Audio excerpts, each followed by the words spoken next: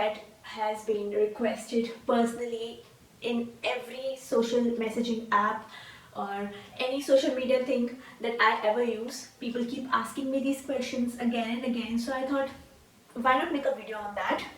And this is about those people who are really interested in makeup and really want to do a lot of things, but then something really keeps them from doing it, keeps them from trying out different things, keeps them from basically going about it, buying makeup, trying it, going out in public wearing makeup. So all those you makeup rookies out there who really love makeup but have absolutely no idea how to go about it.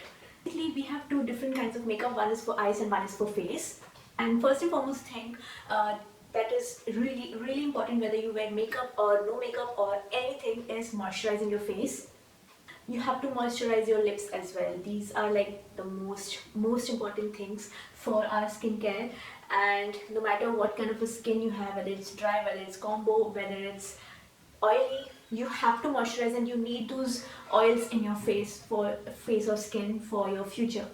If you have oily skin, then it's going to be much better for you. You're on a better position as compared to the people with dry skin, because your skin produces those natural oils, and it's going to help you for your future problems that you will face when your skin starts to age.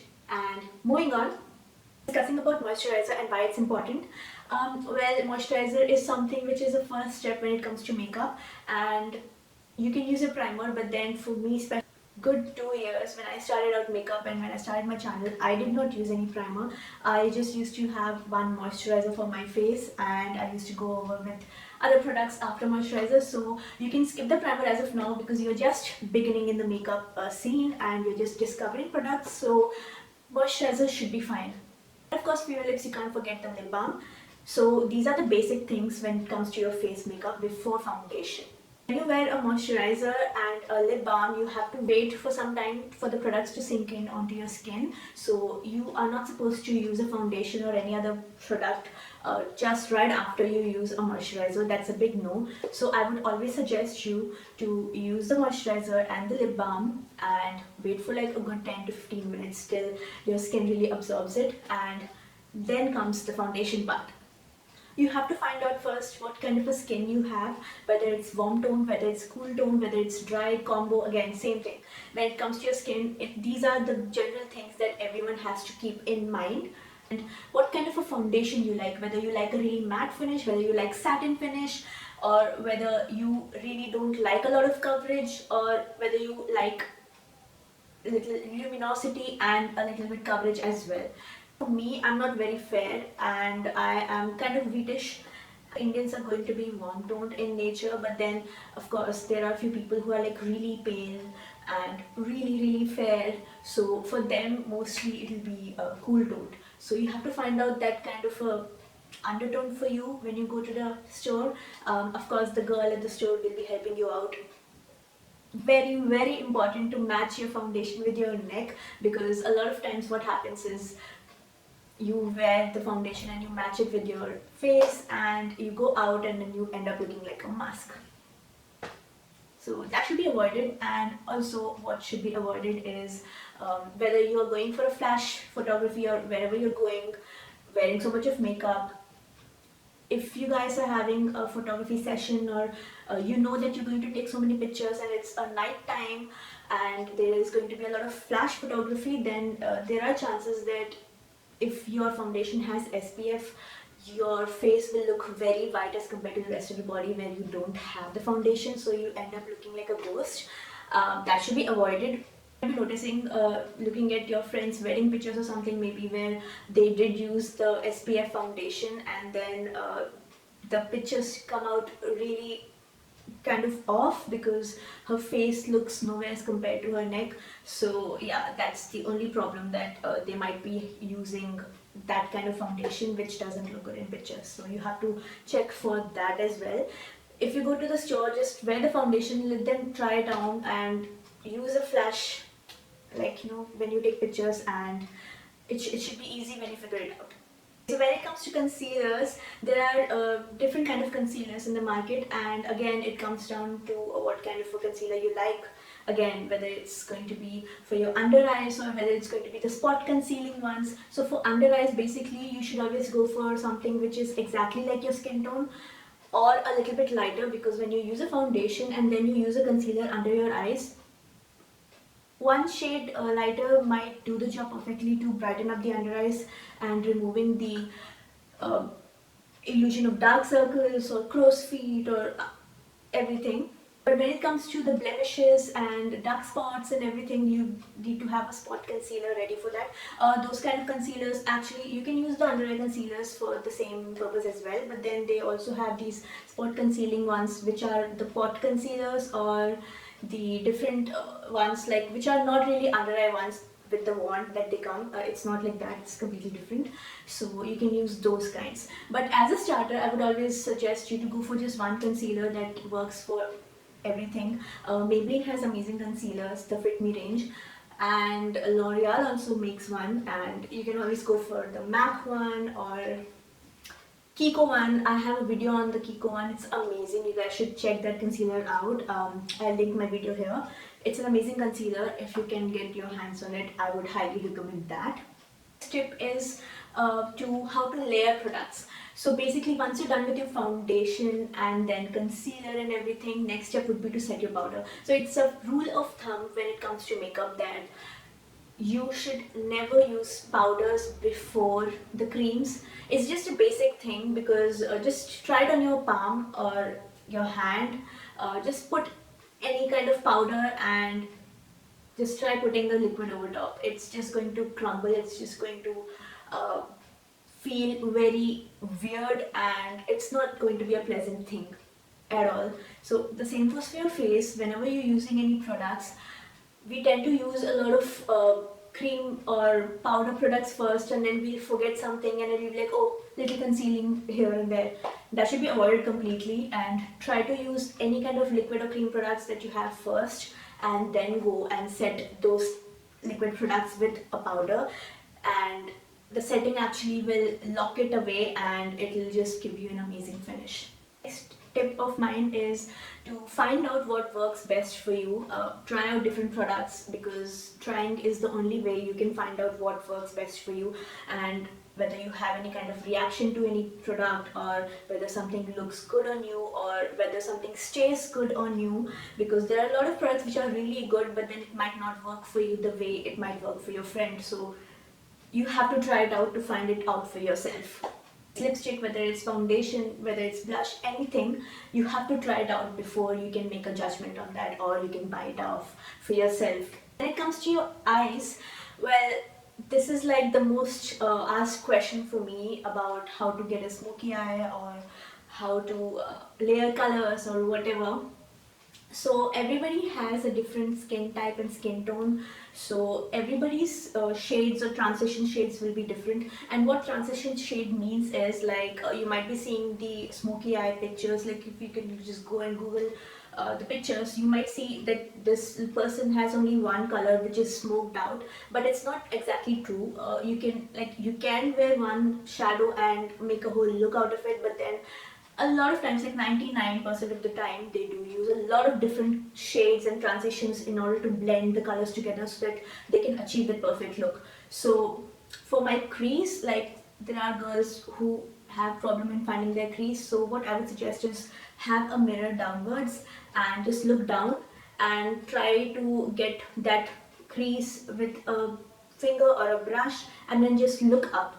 And when you just look up, when your eyelashes are touching that part of your upper lid and like the crease socket area, and then you look down, there you will find your crease, and then you just have to deepen that part up. So when you're deepening it, you have to find out which is the actual darker shade for you when it comes to your skin type or skin tone.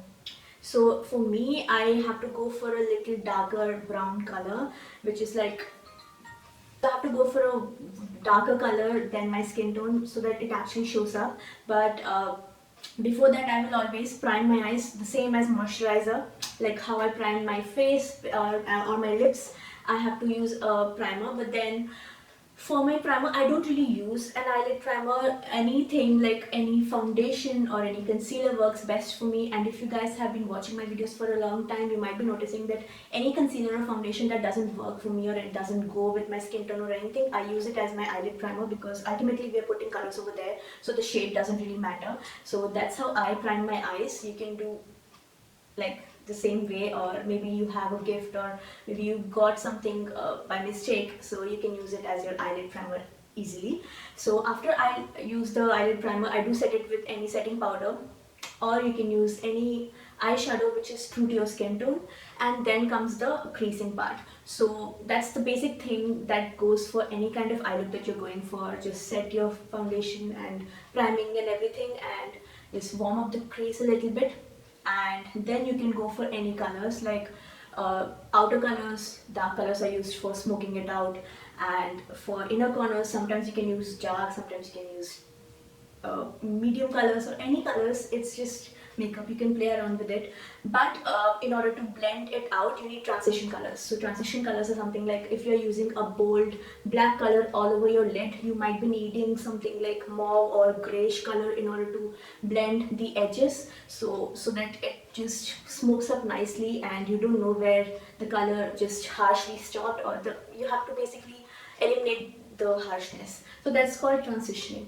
So the next step, and a very important step, is to find the right tools.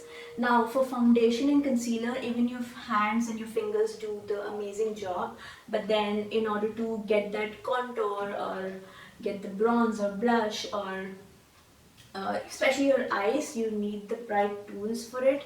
And no matter how expensive your makeup is, no matter how good quality it is, if you don't have the correct tools for it, you will never get the desired effect or desired result. I suggest you to watch those amazing tutorials and review videos that YouTube is filled with. Actually, even I have a video, actually two videos, part 1 and part 2. I'll try to link both of them over here. I talk about my favorite brushes and how I make use of them and everything. So basically for your eyes, you just need, if you're starting out on makeup, you just need like a few brushes, like all over the lid ones, something which is really flat and a bit fluffy, so that you can just dust the color on your lid. And of course you can invest on a couple of blending brushes, because you can never have enough of blending brushes, because warming up the crease and layering up the colors, like, you know, it's a big job. And then you have to start with the lighter colors first and then work your way up to dark colors. So you need a couple of extra blending brushes in handy, so always go for blending brushes. And if you want the really smoky lash line look, go for a smudger brush. Just one smudger brush or pencil brush is enough, I believe. And of course, if you want to highlight or something, then you need the bigger blending brushes. Just get one flat top kabuki brush. It's like easily available. When I started out my YouTube channel, we didn't have anything. I had to buy stuff from the US, and it was a big uh, deal during that time. But now you can open any website and you can find like 1,000 choices about, like, you know, kabuki brushes or foundation brushes, so it's not going to be a difficult job for you. Get a flat top brush, it will be amazing for your foundation. Get a beauty blender or something, again, you have amazing options these days. So these two tools are like really important for the flawless finish when it comes to concealer and foundation. It's amazing. And of course the brushes for eyes that I mentioned. You can get a brush for your lips, but then it's not necessary as such. But then if you're a little extra, you want to learn how to line your lips or something, you can always go for one. I guess Roots and Vega has a lot of effect. I think Roots and Vega has a lot of affordable brushes range, and I actually have a lip brush which is the final step in how to go about makeup for beginners and rookies and novices is listen to your heart. Don't listen to anybody else. People might tell you a lot of things. People might be like, oh, you're wearing this lipstick and you're going out, you're not supposed to do that. Or they might be like, oh, that's too much kajal, you don't even look like you're from this country. They might be saying 1,000 different things, but it's all up to you whether you want to do it or not. And if you want to do it, practice and just see for yourself. If you think it's good, it's good. If people are being mean to you, people are being rude to you, do not listen to them. Do your thing and you'll be happy. Alright guys, so this was my tips and tricks for a makeup rookie, and if you found anything that is useful then please let me know. When I started off, I was also very new and I didn't know anything. I was just watching Jaclyn Hill over and over again, and I learned whatever I learned from her. So yeah, you just have to learn, you just have to practice, and you'll do it. So I guess this is the end of the video. Please thumbs up if you like it, and if you randomly came across my channel, please don't forget to subscribe. It will really help me out, and I'll see you guys soon in my next one. Bye. Out and